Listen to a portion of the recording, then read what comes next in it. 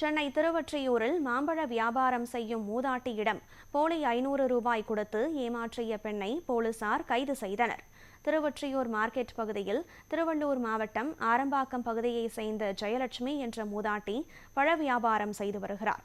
இவரிடம் சில நாட்களுக்கு முன்பு சிறுவர்கள் விளையாடும் 500 ரூபாய் தாளை கொடுத்துவிட்டு பெண் ஒருவர் மாம்பழம் வாங்கி சென்றார்.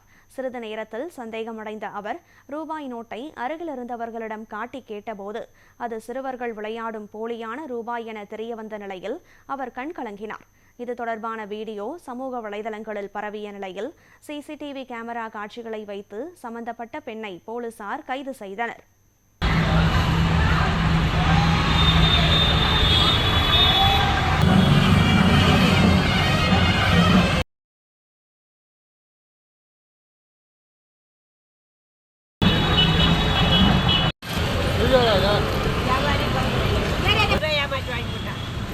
பசங்களா பெரிய பார்க்கல, நீ காசை பார்க்கவே இல்லையா? நீ பார்க்காம உள்ள